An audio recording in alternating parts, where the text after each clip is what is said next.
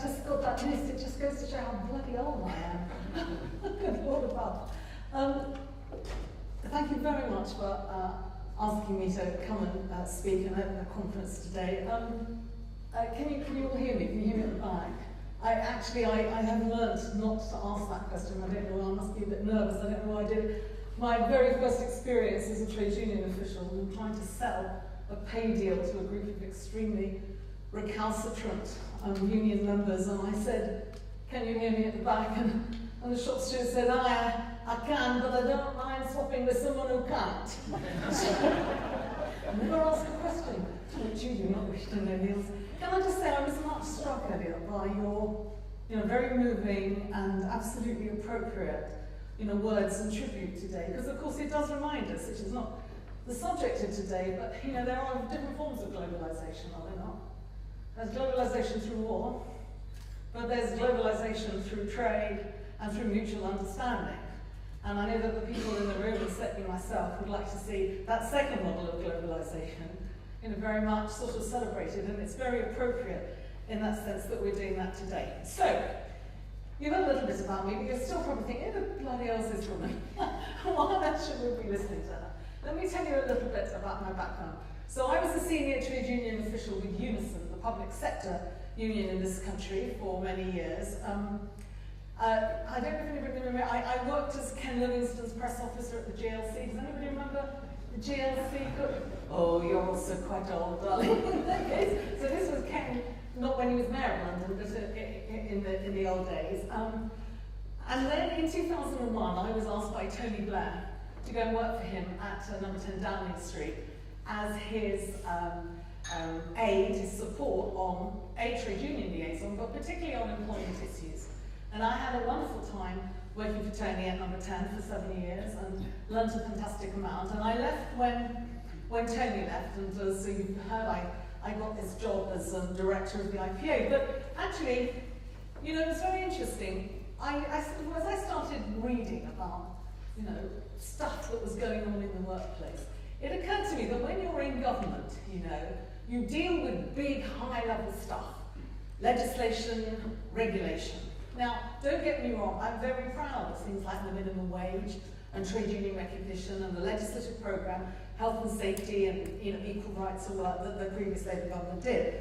But actually, and I know that you're going to think, well, this is bleeding obvious, how come, she had to actually realise this.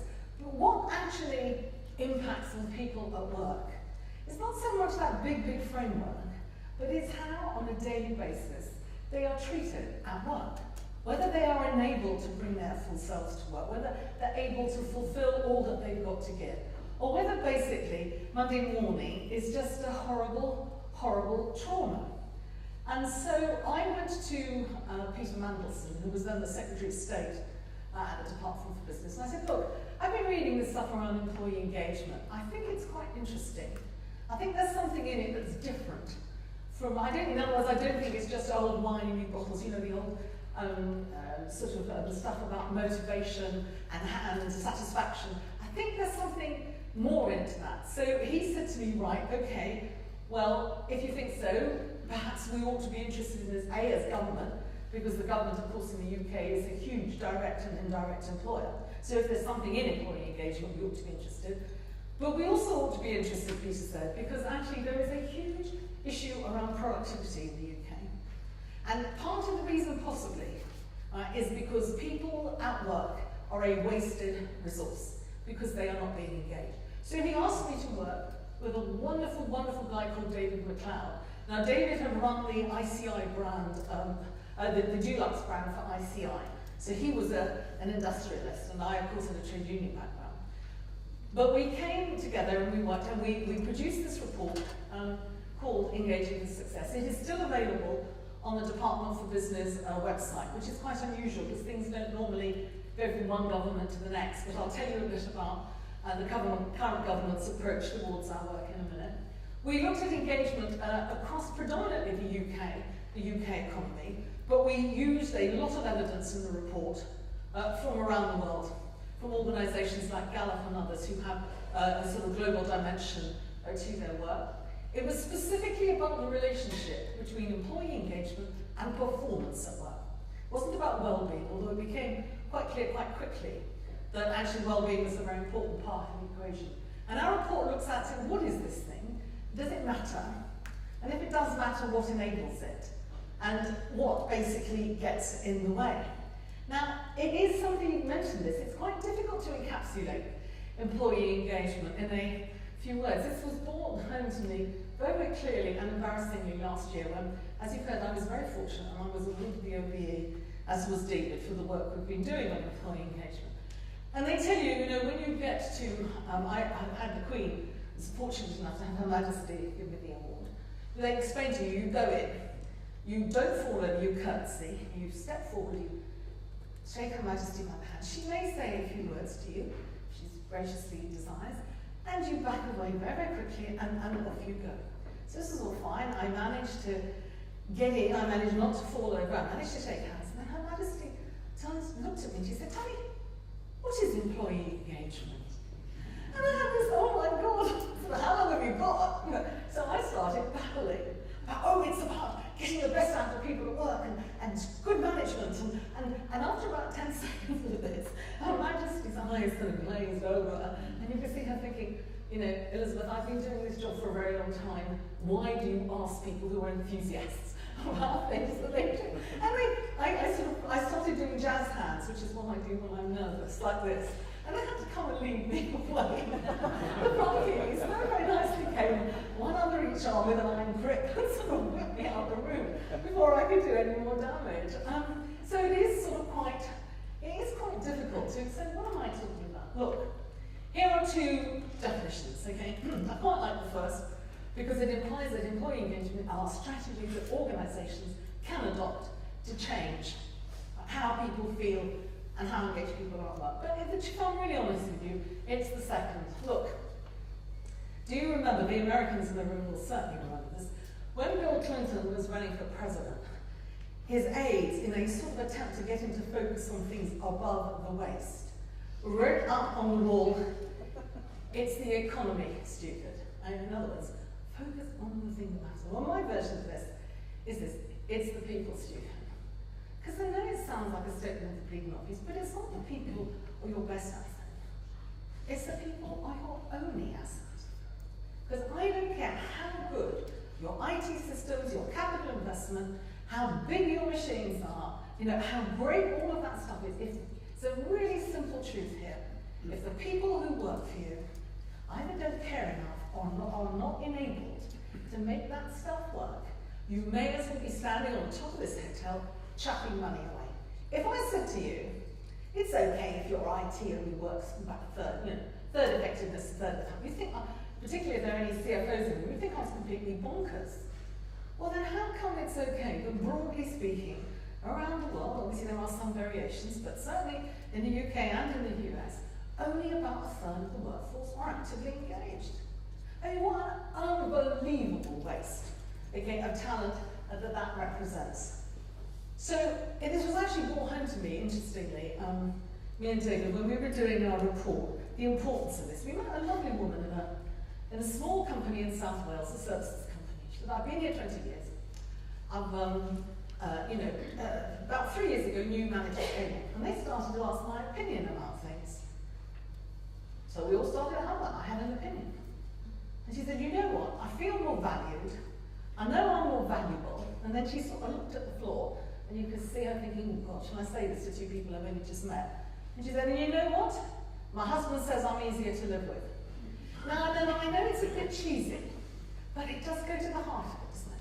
How we are at work is such a determinant, is it not, of our well-being, how we feel about ourselves as people? I mean, it is so important to us as human beings, how we are. I found a lovely quote that I hadn't seen before, actually, from Sigmund Freud. He said that love and work are the cornerstones of our humanness. Love and work are the cornerstones of our humanness. And I think that is, absolutely true. So the importance of this issue is not just in terms of productivity and performance, vital and ROI, vital though all of that is. It's actually about how we help people be the best that they can be, and how they are at work. Do they go home and kick the cat, or do they go home and feel good about themselves and how they've been doing? You may genuinely ask what it isn't. This is what it isn't. I like this slide because very unusually for me it enables me to be sexist, because the bloke, and let's be honest, ladies in the room, it was a bloke who was driving that. Yes? No woman would, I promise you. The bloke could have got out and kicked the log out of the way. What was basically going on? He couldn't be asked.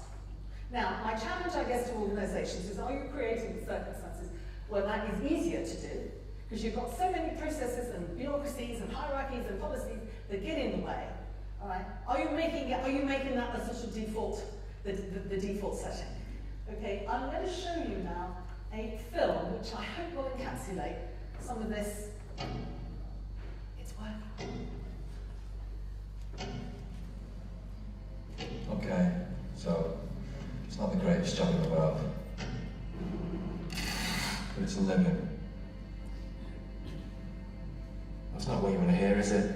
You want me to feel inspired, living the values, engaged. Well, you know what? So do I. I want to feel like I'm part of an organisation that values me. Me, as a person.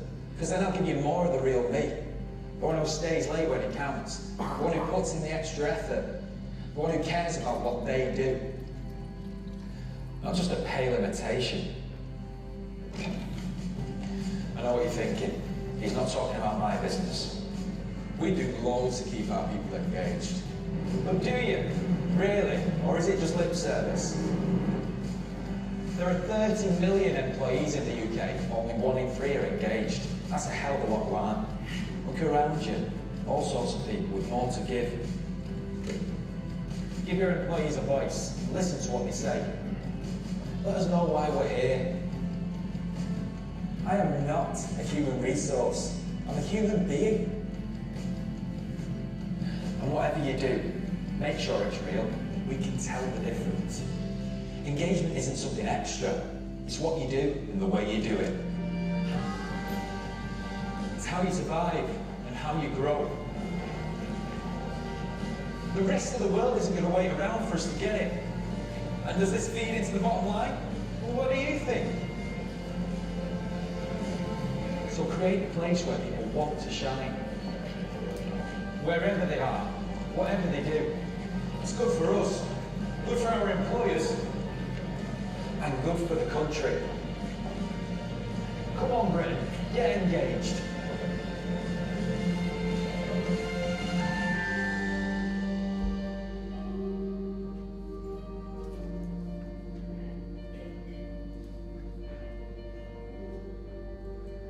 Now, I like that film because it's done from, it's not the sort of corporate policy we're brilliant at engagement. It's done from the point of view of the person that you want to get engaged. Let me just say this, I can see that there are hard-headed people in the audience who are thinking, this is all lovely, soft and fluffy. Okay, this is lovely, lovely stuff, but it's kind of nice to do. Well, let me put it this way, you quite rightly talk about ROI. I'm absolutely, convinced that the ROI on engaging people is pretty clear. If you look at the UK, let me just take this as an example. The Department for Business worked out for us that if we increased engagement levels in the UK up to the level, let's not go mad, of the Netherlands, it would be worth £26 billion a year to UK GDP. Now that's a government calculation, it's not, me in La La Land. Okay, and as the guys in the film said, only about 1/3 of UK workers are actively engaged, but 2/3 say that they've got more to give at work. Well, go figure. Just think of the waste of resources, right, that represents. Now look, here is some of the things that we know are linked to employee engagement. Or I should have said, that film, if you like that film, you can download it for free from YouTube or from the Engage for Success website.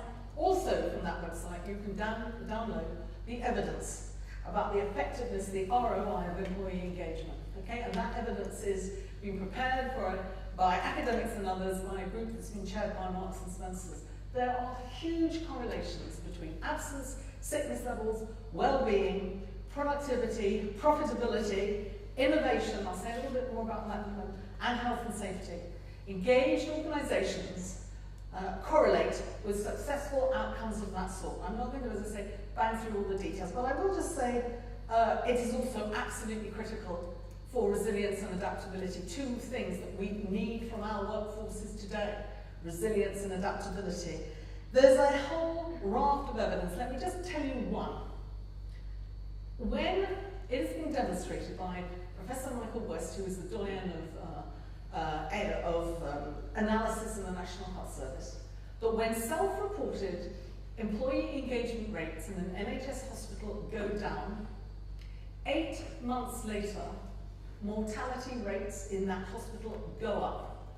And he's allowed for all the other variables, and he's absolutely clear, right, that the determining factor is levels of engagement. And that is why the National Health Service in this country now today has as its 8th ambition, right, improving employee engagement rates. So let me put it this way to you: if, God forbid, you find yourself in the hospital on that trolley, right, looking at the white light as you go down towards the operating theatre, my very strong advice is to look up at the surgeon and say, "Excuse me, can you tell me what the employee engagement rates in this hospital are like?" And if they say to you that they don't know, or they mumble something because they're clearly embarrassed, then my very strong advice is to go up off that trolley, clutch that gown behind you. What is gowns? What is that about? Anyway, whole different topic. Clutch that gown behind you and get the hell out of there. Okay, because it can be a matter of life or death. There's some other stuff that I'm not going to plough through at all the evidence, I mean, it's absolutely clearly available for people who are interested. I just want to say a little bit about why we're having this conversation today, because I'm not sure that at this conference 10 years ago we would be talking about employee engagement. I think there is an increasing realization, okay, that old model of command and control and carrot and stick, however much lipstick you put on it, right, basically doesn't work anymore. Because it was predicated on people at work having trust and deference. Right? Deference, pips on the shoulder. And I defer to your right to manage. Well, guys, I'm sorry. Today, you have to earn the right to manage. Nobody at work gives it to you automatically just because you've got the rank. Right? And deference. I mean, deference is trust. I mean, I don't know about anywhere else, but in the UK, we don't trust anybody anymore. We don't trust politicians. Okay, we don't trust celebrities. We don't trust journalists. We don't trust the church. The list goes on and on. Now, if your system of management is basically predicated on having, trust and deference, when it doesn't exist anymore, there's a kind of mismatch between that, isn't there, really, when you think about it? And people are not also, there's a whole load of other stuff. I mean, I'm not hugely into this whole, well, I am, I suppose, in the generation analysis. People are no longer willing to hand their brains on the door when they come into work. All the evidence is that people want meaning and purpose in their working lives. And if you don't provide it, then particularly as the global economy improves, all the stuff you were talking about, quite rightly, about talent management and talent retention, we forget about it. It's not going to happen, particularly when everything is so visible today. Social media, Glassdoor, yes? I mean, you can't keep anything secret anymore. I mean, the impact of the reality, Glassdoor, which is the TripAdvisor, does everybody know Glassdoor? The TripAdvisor for employment? Unadulterated stuff on there from individuals about the reality of their organisation, how well they rate their CEO. And you can't do anything about that because that's out there and on there. Now, under those circumstances, as the world economy picks up, and as it were, the war for talent happens, well, we're all going to be, are we not, very, very exposed. So I think this point about the bigger picture really, really matters. Customers are more demanding. Who knows best what customers want? Is it you in your ivory tower, or is it the people on the front line serving the customer? How often do we ask? If you want to know how to do something better, ask the person who's doing it. How often do we do that? My judgment, not that often. We'd rather bring in specialists and consultants and all the rest of it.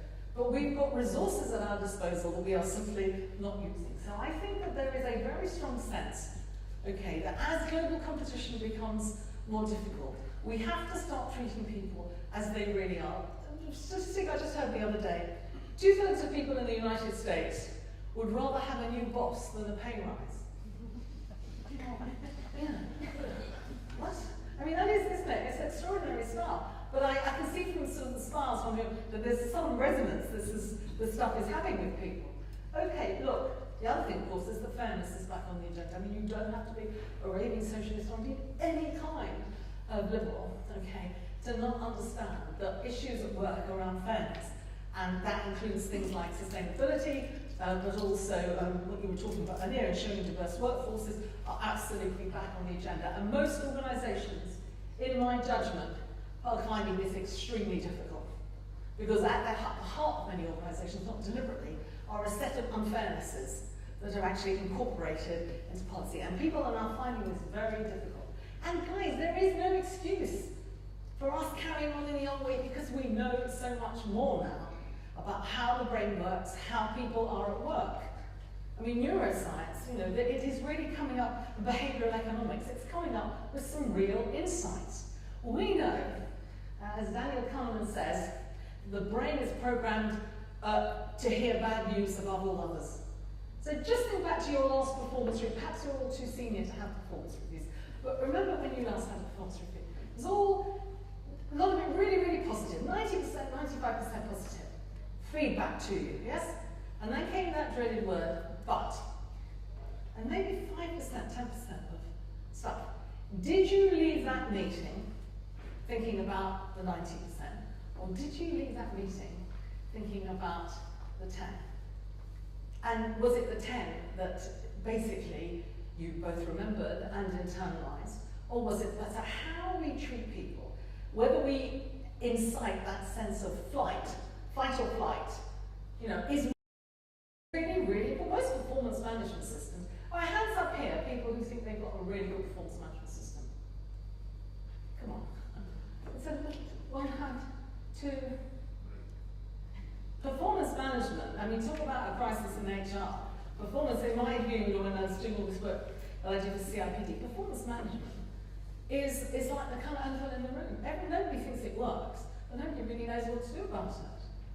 Right. But it's because performance management basically sets up all that negativity in people, well, it's one of the reasons, in my judgment. We can maybe have a conversation about that a bit later in the fireside chat. So, we know about how people's brains work. There is no excuse anymore for treating people like children at work.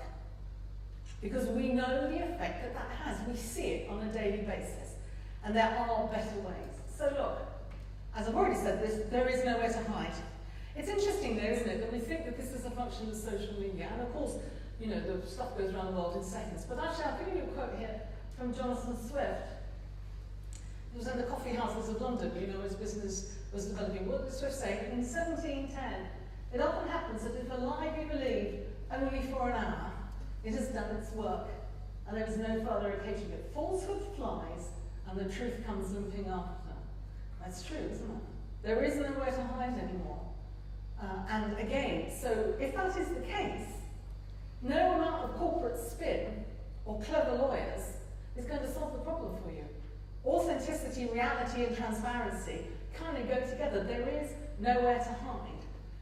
So let me just tell you very briefly about a few things that David and I, I'm just going to pull all of this up because we're running a bit short of time. David and I, when we were going around the country, looking at what organisations did that did engagement well, there were 4 things. This isn't a model, okay? These are 4 observations, 4 lenses, if you like, about what people do, right, to engage their staff well. So, the first is this, the story. What is the story of the organisation? What is the narrative?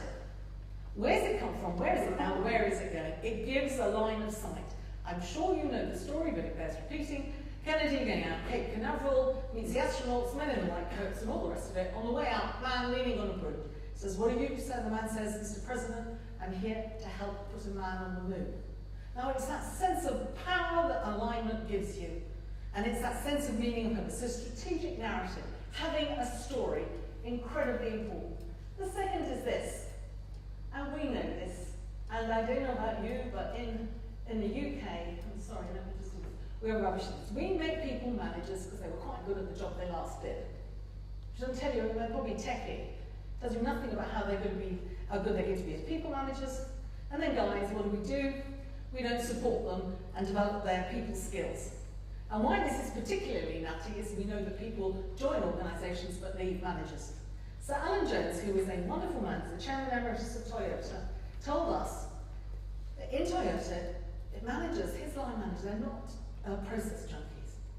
They have one task and one task only, and that is to bring the best out of the people who work for them in their teams.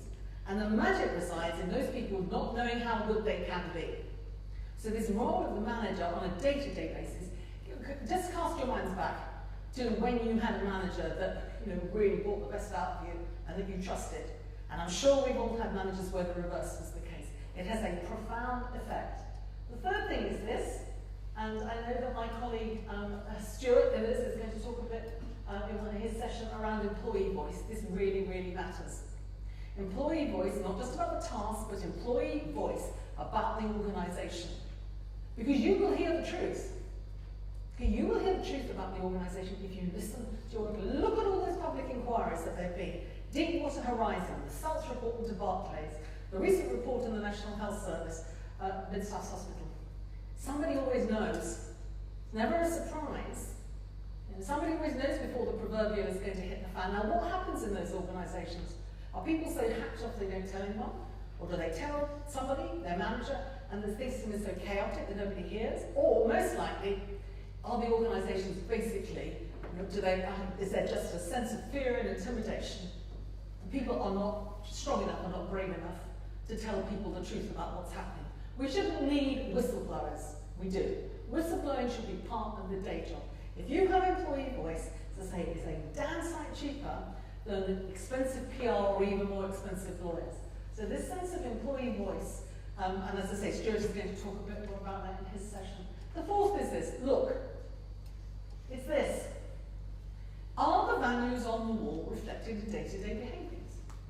So do you say, we are an innovative organisation, but actually people who innovate, get their heads chopped off and are never seen again? Sent to Siberia. Because 9 out of 10 innovations don't work, do they? So what happens to the people for whom it doesn't work? So do the values, are there a set of behaviours, values clearly articulated, behaviours equally articulated, and do those behaviours apply to everybody from the top to the bottom? There should be no no-go areas, because if there is a mismatch between the two, what happens? Mistrust. There is not an organisation in the land who can engage its employees where the fundamental culture is one of mistrust. Okay, so those are the sort of 4 things. Look, we know about, there's a lot of work being done by people like Veronica Hope-Haley on trust. We know how vital and important trust is. And I'll just point you to the bottom. Quite often leaders believe that trust is present, when in fact it is not. Okay, so they work on this basis, whereas in fact the reality down here is completely different. Here's some of the realities, certainly in the UK today. This is a report from the Chartered Institution of Management. I haven't made this up. 6 out of 10 employees don't trust their bosses. 4/5 of people at work don't think their manager sets a good moral example. Less than 1/5 are aware of their organisation's values, not among behaviours, but the values. 43% of UK line managers rate their own managers as ineffective. 2/3 of employers give either no training or inadequate training to new managers. Now this is not a good situation for us to find ourselves in. Nobody said it was easy. And this is some of the information. As I said, what gets in the way? Fill your own bit in. Just say, I bet if I said to you, right, spend 2 minutes writing down what in your organisation is getting in the way of you engaging yourself, you know what it is. Very important, I think, to have that honest conversation in the organisation. Here's some of the things that when David and I go and work and talk to organisations, people who want to move their engagement forward, really understand your DNA. Be honest about what your organisation is really like, what you'd like to think it was like. Talk to people, have proper workshops and discussions, get to know your DNA. Identify the priority. You can boil the ocean with this stuff. Or we go, oh my God, where do I start? Again, there's no model. Identify your own priority areas for change. Be honest about the likely barriers. And give people confidence. Look, is the default setting in your organisation that staff are the problem, or that there's the solution? Because if your default setting is that staff actually are the problem, and we've got to manage them within an inch of their lives, and we don't trust them. If we don't monitor them, they're going to be up there swinging the lead. Is that your default setting?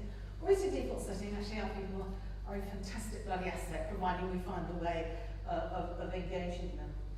This part where equip your people to be the change you want to be, and this is where training and development and all that stuff is critically important. Let me just very, very briefly, now we've discovered, and this is the work that David and I are working on at the moment, and their colleagues in the room from BAE Systems and Lloyds who are involved in this work. Some organisations do this a bit transactionally. You know, you do a survey, I'm in favour of surveys, don't get me wrong, you cascade the results, and then a year later you do another survey. And after about the third year, what happens? The daily response rate of the survey goes down. Because people think, well, I've told you 3 times now what I think. And very much has not really changed. So, you know, so this sense, but there are other ways of doing it which are transformational. And hopefully, in about the middle, towards the end of the first quarter next year, David and I will have a new report on looking at what some of this transformational engagement looks like. So we did this report, as I said, and the last government, and we thought, oh well, that's it, when the coalition came in May. And in fact, what happened is that we got a call from number 10 saying the Prime Minister, David Cameron, is really interested in the work you're doing because it fits A, with the agenda about productivity at work, but also, as you know, the Prime Minister at the time was very interested in this whole happiness agenda. And he could see how these two fitted together. So he asked David and I to work together, and we have been doing now, well, basically since 2008. We've set out up a task force. It's a movement. People can join. This is not, you don't pay. It's not sort of, you know, this is a movement to try and improve understanding of engagement, the importance of it, and help organisations who want to do it. Here are some of the grand fromages who are supporters of the organisation, senior people, I'm happy to say, from public, private, third sector and trade unions. So here's some of the sponsors. Look, I mean, as you can see, I'm a kind of huge, oh, by the way, I do weddings and bar mitzvahs too. So if any of you wish me to come in, I'm very, very happy to do. My point is this, look, you know, we stand at a moment in time, okay, where we can really change through understanding what people are really like, through understanding what actually delivers performance and productivity.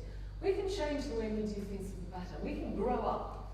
We can drop that Fordist, Taylorist model, okay, and we can really unleash the power of people at work, right, to produce better products, to serve customers better, you know, to do all the things that we want to do. It is hard because this is a new world and change is very difficult. You know, and particularly if you've got to the top of an organisation, you've got to the top by doing what you do. So when somebody comes around and says, actually, we need to think about this engagement dimension, well, I didn't have to think about engagement when I was, you know, so that I understand there are huge barriers to this. But boy, does it matter. Boy, is it effective when you see it happening. Look, final thought. There are not many things in this world that are just wins, okay? Getting this stuff right, doing this stuff better, is a bloody great win for the individual at work. Just remember when you were at work and in flow what that felt like. And think about your productivity at that moment. It's great for individuals. It's fantastic for organisations, because their performance and their productivity goes like this, and all the evidence shows that that's the case.